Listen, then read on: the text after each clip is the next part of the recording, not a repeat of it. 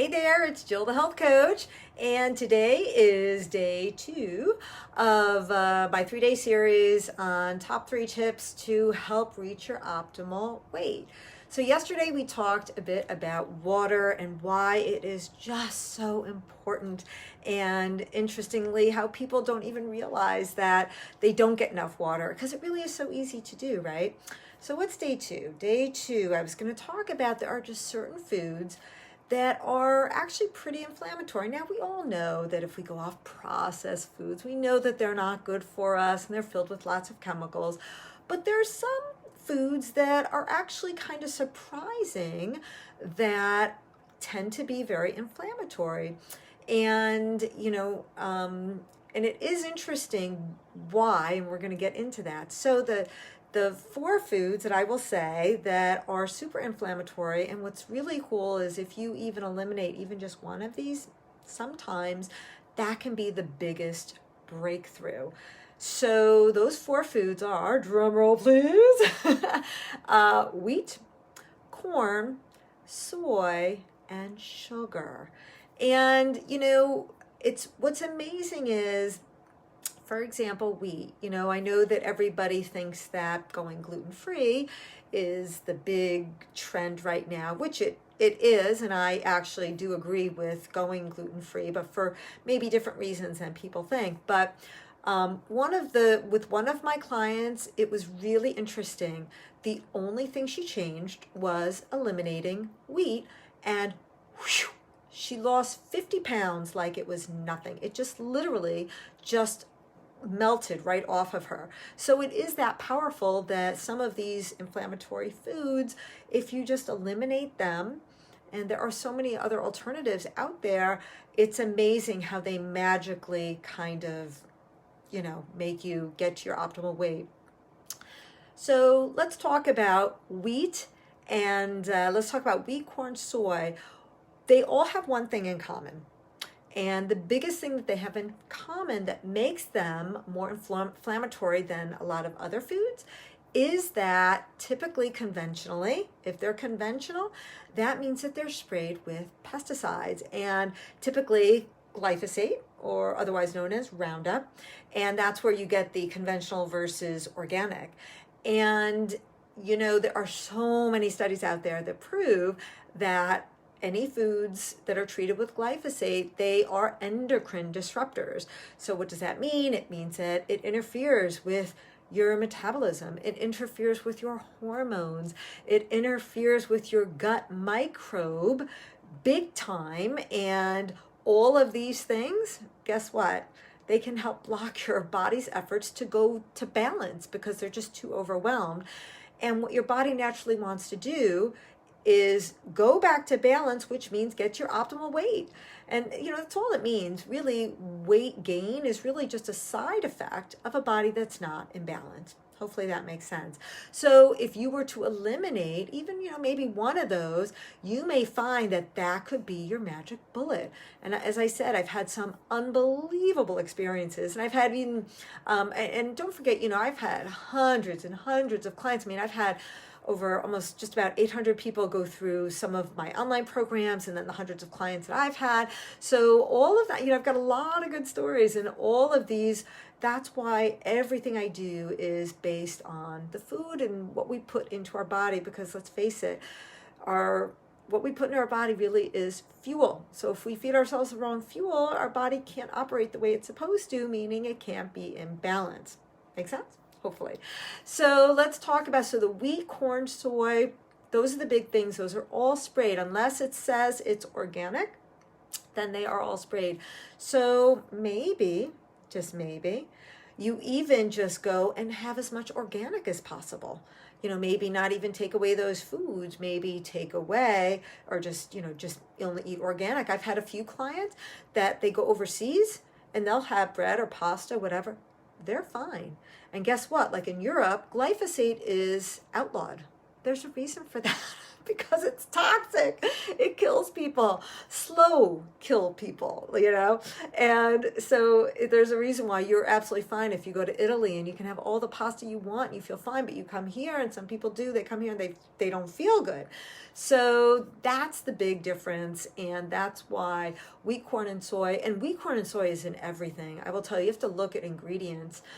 Soy, it's, labeled differently. Even high fructose corn syrup is made from corn. That's all genetically modified and sprayed with glyphosate. The same thing, soy is huge. And wheat, corn, and soy, the thing to know also is these are all subsidized by the government. So there's an incentive for them to produce large amounts of these crops. So they are super, super readily available. And they grow in abundance by using the Roundup or the glyphosate. So if you try to avoid these foods, you may find yourself getting your body back to balance, or even if you don't avoid specifically wheat, corn, and soy, but at least get the organic, it would be interesting to see how you feel. And then the fourth one is sugar. And I think we all know. I mean, here's the deal with sugar. What sugar does is,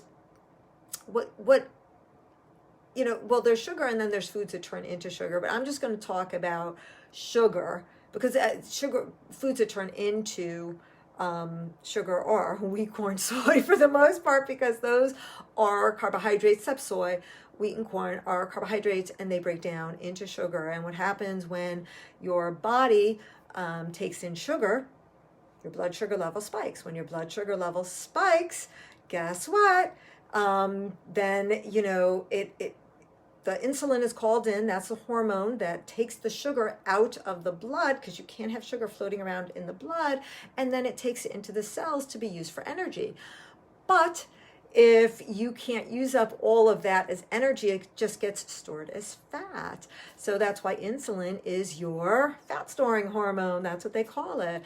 And what's also interesting is one of the reasons that so often we have belly fat, it collects around here, and that's due to cortisol, our stress hormone. And there are four times as many cortisol receptors in your belly, and therefore that's why we collect so much fat around the belly, because a lot of times when we have stress, that ignites the production of insulin, and that's how that whole cascade starts. So we start to store more fat because we can't use all of it for energy, and so the cycle continues, and then that's how we create, that's how we get a lot more fat from constantly spiking up our blood sugar levels and getting that insulin and getting it stored as fat. So hopefully that makes sense. But also, sugar also produces inflammation. And in terms of a body being in balance, it's when it's constantly, when you're constantly feeding your body sugar, and sugar actually feeds inflammation. And inflammation is hard to keep being controlled by the body when it's so overwhelmed. And inflammation, which is caused by too much sugar, among other things, what happens is that's the root cause of all disease. And that's one of the reasons why, between all the processed foods and all the environmental toxins and just like what I was talking about, all of that stuff, that's why so many of us have disease, because all of this creates inflammation. And inflammation is the root cause of every disease out there. So the trick is to have your body, make it easy for your body to stay in balance. So don't have so much sugar, because the sugar, hey Claire, how are you? And I'm glad you're joining in. So the sugar really, too much sugar, our bodies were not meant to take that much sugar. So the big takeaways for today, the tip number 2, the top foods to avoid if you want to get your optimal weight are wheat, corn, soy, and sugar.